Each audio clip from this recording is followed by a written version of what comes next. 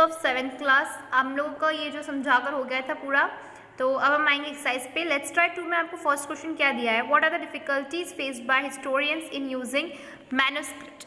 Historians को क्या दिक्कत आती थी मैन्युस्क्रिप्ट के साथ साथ। तो मैंने आपको बहुत सारी प्रॉब्लम समझाया था, देखते हैं उन्हें क्या क्या दिक्कत आती थी। पहले तो जो कॉपीइंग थी, जो हिस्टोरियंस को एक रीड करना पड़ता था बहुत सारे वर्जन्स, क्योंकि अलग अलग कॉपीज़ बनती थी उसकी। The versions of the manuscripts revised earlier it found later may cause confusion. और ये बात भी थी कि जो वर्जन्स है वो पहले, सबसे पहले कौन सा वर्जन लिखा गया है ये फाइंड करने में उनको दिक्कत आती थी। Drastic change in grammar, vocabulary, meaning of certain terms and the context in which these are used makes the interpretation of the context का difficulty। और कुछ जो vocabulary, grammar, कुछ के words के meaning, ये सब उनको problem face करनी पड़ती थी जब ये करते। Second question is who was considered a foreigner in the medieval period। foreigner कौन किसको consider किया जाता था medieval period में। स्टूडेंट्स, मैंने आपको ये क्वेश्चन समझाया था, ये इसका बहुत अच्छे से समझाया था कि कौन किस लोगों को हम फॉरेनर्स बोलते थे। जो स्ट्रेंजर्स थे, भले ही एक जगह पे रहते हो, एक सिटी में रहते थे, सेम सोसाइटी के हो, सेम कल्चर के हो, बट उन्हें मैनुअल पीरियड में फॉरेनर कहा जाता था। जैसे कि कोई सिटी से कोई बाहर से आया है, two pleasant living in the same village are not foreigners to each other even though they may have different religious. अगर एक जगह रहने वाले हैं, अगर डिफरेंट रिलीजियस भी है तो वो फॉरेनर नहीं है, लेकिन बाकी किसी और विलेज से कोई आता था तो वो उनको फॉरेनर्स बोलते थे। ठीक है। थर्ड क्वेश्चन है why was there a dramatic increase the variety of textual record between 700 and. यहाँ पे क्या दिक्कत आने लग गई थी 700 से 750 सीई में टेक्सचुअल रिकॉर्ड्स में। ये आंसर भी मैंने आपको समझाया था कि इस पीरियड के दौरान क्या हो रहा था, paper become cheaper and widely available. Papers बहुत सस्ते हो गए थे, बहुत ज़्यादा अवेलेबल हो गए थे। People used it to write holy text, chronicles of rules, letter and teaching of science, petition and court records and for register to account। तो ये क्या हो गया था उस टाइम पे, ये सब चीज़ें इंक्रीज हो गई थी। वो पूछ रहा है कि 700 से 750 सी में क्या क्या चीज़ें इंक्रीज हो गई थी। तो पेपर्स का वाइडली यूज़ होने लगा था क्योंकि पेपर क्या थे, सस्ते थे। होली टेक्स्ट भी उसी पे लिखा जा रहा था, क्रॉनिकल रूलर्स के बारे में, लेटर्स, टीचिंग ऑफ साइंस, सब चीज़ क्या हो रही थी, पेपर्स पर हो रही थी। Scribes were hired to write manuscripts which were collected by wealthy people, rulers, monasteries and temples and preserved in libraries and archives। तो जो स्क्राइब्स रहते थे वो क्या करते थे, मैन्युस्क्रिप्ट्स लिखते थे और इन सबको क्या करते थे, किसी वेल्दी पीपल को सौंपते थे जो इसको संभाल के सालों तक रख सके, जैसे कि लाइब्रेरी, आर्चिव्स, किसी मोनेस्ट्री, टेम्पल में। ठीक है। All this resulted is a dramatic increase in the variety of textual record. इससे क्या हुआ, जो लिखने वाला टेक्सचुअल रिकॉर्ड मतलब लिखा हुआ रिकॉर्ड इस जमाने में बढ़ गया था। ठीक है। Fourth question is why do historians have to read different versions of manuscripts before concluding what was originally written। अब हिस्टोरियंस को पूरी कॉपीज हर वर्जन को पढ़ना ज़रूरी क्यों हो गया था, इससे पहले कि वो बता सके कि ये ओरिजिनल है।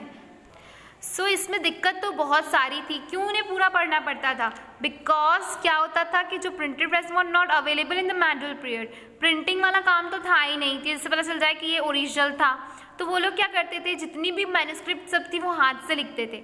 अब हाथ से लिखी हुई मैन्युस्क्रिप्ट ऐसा था कि कई लोग समझ भी नहीं आ रहा है, क्लियर नहीं दिख रहा है, तो क्या करते थे, दूसरी बुक में छाप देते थे पूरा डिट्टो। लेकिन क्या होता था, कुछ ना कुछ गड़बड़ हो जाती थी, उनसे मिस्टेक्स हो जाती थी। समटाइम्स दे चेंज्ड और forgot to write a word off. और कुछ बार क्योंकि इंसान ही है, लिख रहे हैं, तो कॉपी करते टाइम क्या होता था, कुछ वर्ड्स गलत लिख देते थे या फिर कुछ वर्ड्स को चेंज कर देते थे। This slight difference became quite significant about the text was copied several times। ये तो हमें बताता था, यही चीज़ें जो गलतियाँ थी यही हमें बताती थी कि जो टेक्स्ट है बहुत सार बार कॉपी किए गए हैं, इसलिए यहाँ पर इतनी सारी मिस्टेक्स हैं। After centuries of copying the text of the new manuscript become very different from the original ones. और इतनी कॉपियाँ बनने के बाद जो ओरिजिनल थी वो बहुत ज़्यादा अलग हो जाती थी, ये जो फेक वाली कॉपीज़ थी इनसे।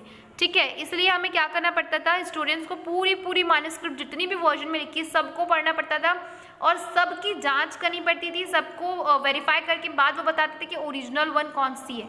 ठीक है। फिफ्थ क्वेश्चन आपको, in what ways has the meaning of the term Hindustan changed over the century. Hindustan का मीनिंग कैसे चेंज होते गया सेंचुरीज। मैंने आपको ये बताया था, वो इंडो वाला जो पार्ट पढ़ाया था, आप ये पूरा मैंने आपको कवर करवा चुकी हूँ कि 13th सेंचुरी में क्या हुआ था, मिनास इश सरीसराज इन्होंने हिंदुस्तान का यूज़ किया था वर्ड दिल्ली सल्तनत के लिए। The term initially deported the areas of Punjab Haryana land between the Ganga, और वहाँ पे उस टाइम हिंदुस्तान सिर्फ केवल इन सारी एरियाज को कहा जाता था, ठीक है। और धीरे धीरे वो लोग क्या करते थे, अपना कंट्रोल दिल्ली सल्तनत से बढ़ाते जाते थे और इंडिया को और वाइड करे जा रहे थे, मतलब और ज़्यादा जीतने जाते थे। In 16th century, Babar used the word term Hindustan to describe the geography animals, और बाबर ने हिंदुस्तान नाम का यूज़ कहाँ किया था, उसने किया था अपने जियोग्राफी एनिमल्स और कल्चर को शो करने के लिए। 14th century में क्या हुआ, poet Amir Khusro use the word Hind to describe the culture and the people living near river Hindus. तो अमीर खुसरो जी ने इस वर्ड का यूज़, हिंद का यूज़ किया अपने इंडस रिवर के आसपास रहने वाले लोगों के लिए किया अपनी बुक में, पोइट्स में। Today the term Hindustan is understood as India, the modern nation state, और आज के टाइम पे हिंदुस्तान हम इंडिया को बोलते हैं, ठीक है। तो ये क्या हो गए पूरे हिंदुस्तान के uses. Here is your last question. Compare the map made by Al-Idrisi and that of the French cartographer. आपको दोनों को कंपेयर करके बताना। सिंपल सी कंपैरिजन आपको यहाँ पे दी है कि अल इदरिस ने क्या किया था, स्केच्ड किया था, वाइल द फ्रांस इनने क्या किया था, ड्रॉ किया था। 16 years लेटर वाला जो 1750 में इन्होंने क्या किया था, अपने हाथ से ड्रॉ किया था, और इन्होंने क्या किया, स्केच किया था, यानी स्केचिंग होती है ना, उसके जरिए इन्होंने मैप बनाया था। अल इदरिस ने क्या किया, साउथ पोल को डिज़ाइन किया था, जहाँ पे श्रीलंका, साउथ इंडिया ये सब क्या हो रहे थे, बॉटम में शो हो रहे थे, और नॉर्थ इंडिया को कवर किया था, जबकि इन्होंने ऐसा नहीं किया था, ठीक है। ये भी इन लोगों में डिफरेंस था। The name of the place marked in Arabic, al Idris ने क्या किया था, अरेबिक में लिखा था, और इन्होंने फ्रेंच में लिखा था, जो फ्रेंच कार्टोग्राफर थे। In al Idris map the coastal areas of the Indian subcontinent are not to detail, ठीक है। तो यहाँ पे क्या थे, सब बहुत ज़्यादा डिटेल्ड में नहीं लिखा था कुछ भी, मैप्स जो है बस एरिया को दिखाता था। और अदर साइड क्या था, जो फ्रेंच कार्टोग्राफर था उन्होंने कोस्टल एरिया, सब कॉन्टिनेंट सबको ग्रेट डिटेल्स में बताया था, और बहुत ज़्यादा हमारे जो क्या बोलते हैं अपने जो रियल वाला मैप है इंडिया के, उसकी जैसे शो करने के लिए। आपको एग्जाम्पल इससे दिख ही रहा है कि यहाँ पे आपको इंडिया का कुछ भी समझ में नहीं आ रहा है, ये भी साउथ पोर्शन है, ये भी साउथ पोर्शन है, बट यहाँ पे क्या हो रहा है, इन्होंने श्रीलंका को अलग से शो करके बस ऐसे कुछ स्केचिंग कर दी, और इन्होंने पर्टिकुलर एक एक बारीकी से पढ़ी फ्रेंच कार्टोग्राफर ने, और फिर उसको दिया, तो इसलिए इनका ज़्यादा अप्रोप्रिएट माना जाता है।